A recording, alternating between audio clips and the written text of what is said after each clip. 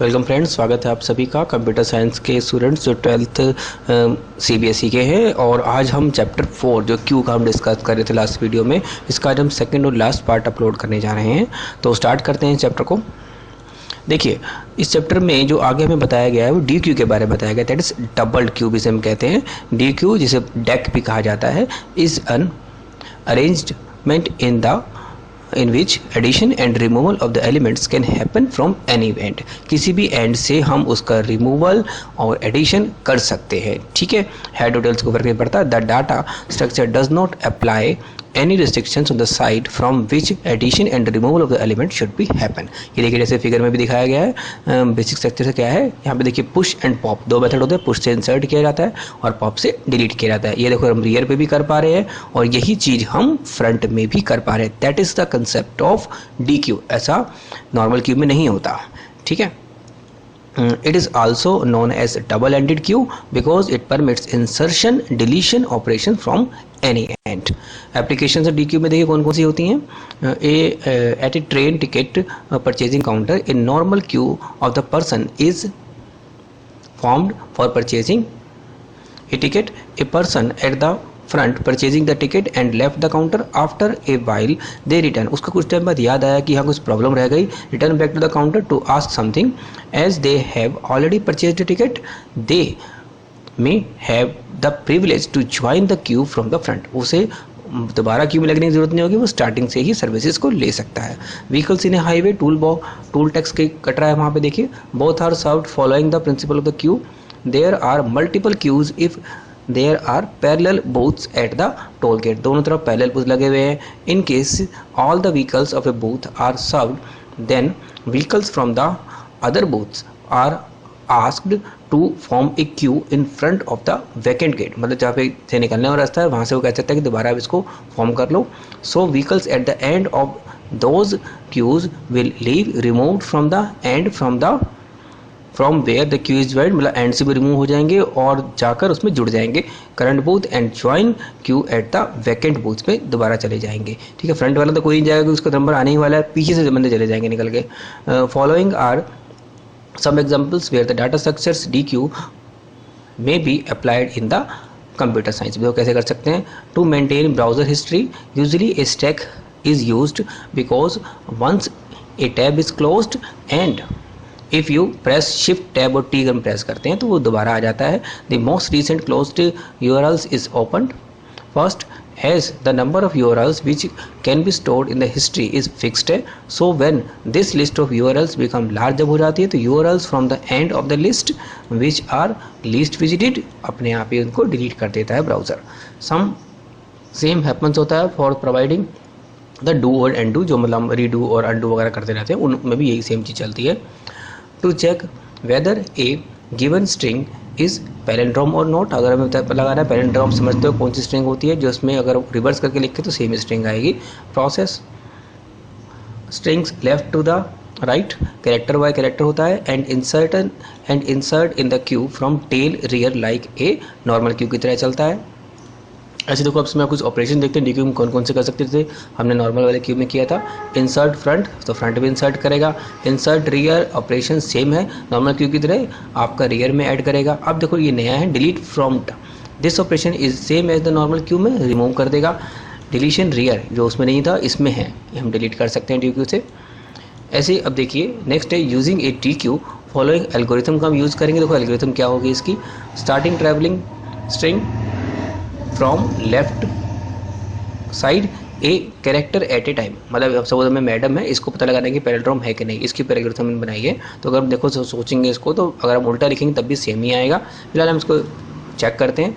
Insert the character in D queue as from queue where insert rear. Insert rear से हमने add किया, repeat step को किया 1 and 2 for all the characters. यहाँ पे देखिए सबके सब इतने डालते जा रहा है ये।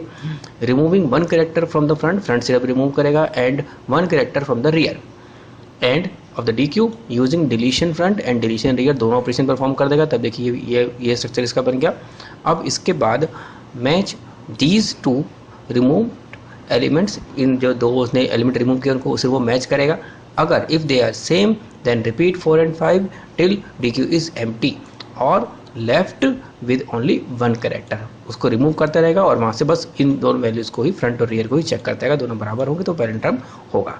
Eventually string is the palindrome, else case में पैरेंट्रम नहीं। देखो इम्प्लीमेंटेशन करते हैं इसका पाइथन में।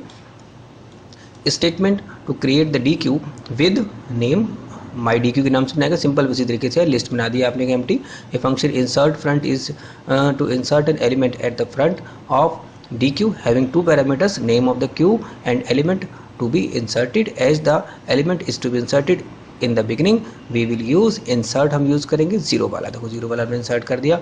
ए function front rear to insert an element at the rear of dq, its implementation will be same as the nq की तरह चलेगा, of normal queue requiring two parameters same as insert front। अब देखो इस तरीके से next है is empty, check करने के लिए presence of the elements of the queue will be same as the function, हमने पहले यूज़ कर चुके हैं, नॉर्मल क्यू की तरह चलेगा। The function delete rear to delete the element from the rear of the queue, it only requires the name of the D queue and return the deleted element. We will use, इसके लिए normal जैसा करते आ रहे हैं pop operation ही perform करेंगे। यहाँ पे देखिए इज नोट, अगर वो एम्प्टी नहीं है तभी वो पॉप ऑपरेशन परफॉर्म करेगा। ए फंक्शन डिलीट फ्रंट, ये सेम रहेगा उसकी तरह के जैसे हम ऑलरेडी कर चुके हैं। Element from the front of the queue, its implementation will be the same as the D queue of the normal queue में चलता है।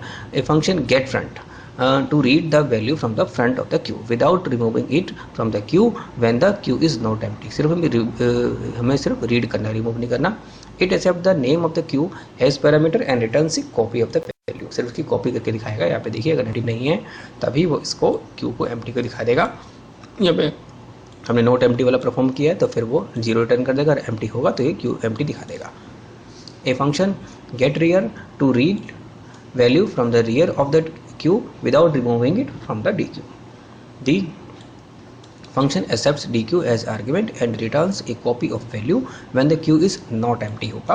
यहाँ पे देखिए सेम वही नॉट एम्प्टी होगा तब वो आपका रिटर्न कर देगा लेंथ -1 ताकि वो पीछे से एक एलिमेंट दिखा दे, और फिर एल्स केस में डी क्यू एम्प्टी दिखा देगा। अब देखो उसका इम्प्लीमेंटेशन प्रॉपर प्रोग्राम के थ्रू करते हैं। देखो ऑलमोस्ट वही है जो मैं एल्गोरिथम में भी देखे हैं। इंसर्ट फ्रंट में हमने जीरो पे कर दिया, गेट फ्रंट वही होगा अगर एम्प्टी नहीं है, ठीक है, तो अंडरफ्लो दिखा देगा।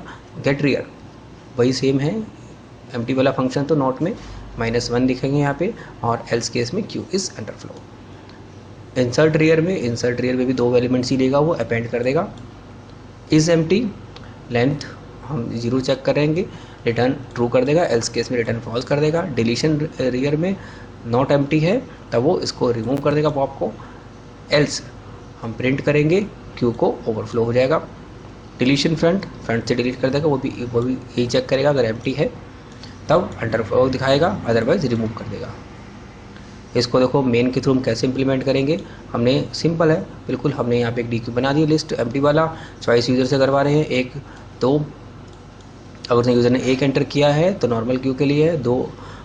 यहाँ पे देखिए data for the insertion at the rear पे एंड कर दिया, फिर यहाँ पे गेट फ्रंट पूछा, और फिर data at the beginning of the Q element दिखा देगा, इनपुट करवा लेगा यूज़र से दोबारा, और फिर रियर वाला फंक्शन कॉल कर देगा, और फिर फ्रंट के 2 बार कॉल कर देगा डिलीट करने के लिए, ठीक है। यहाँ देखो उसका आउटपुट से आप समझिए फंक्शन सेम ही है।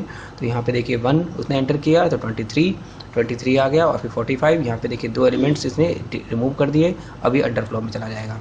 इसके बाद अब दिखाएगा नन है, अब 2 वाला इसने ऑप्शन चूज़ किया, data for insertion eight the front 34, and में 34, इंसर्शन एट द फ्रंट 56, तो आपने रिमूव किया तो पहले वो 34 वाला रिमूव करेगा, फिर 56 वाला रिमूव करेगा, और फिर अंडरफ्लो चला जाएगा, ठीक है। बाद में नन आ जाएगा क्योंकि लिस्ट आपकी पूरी डी क्यू आपकी पूरी की पूरी खाली हो चुकी है। लास्ट में देखो उसने वही चेक किया था, ठीक है। आप देखिए इस चैप्टर में इतना ही है आपका, बाकी और वीडियोस के साथ नेक्स्ट चैप्टर में जल्द मिलेंगे। तब से आपसे रिक्वेस्ट है कि प्लीज़ चैनल को लाइक कीजिए, सब्सक्राइब कीजिए, ज़्यादा से ज़्यादा कमेंट कीजिए। कोई भी अभी क्वेरी है तो आप मुझे कमेंट पे पूछ सकते हैं, और जल्द से जल्द मैं उसको रिप्लाई करूँगा। और थैंक यू फ्रेंड्स, मिलते हैं नेक्स्ट वीडियो में जल्द ही।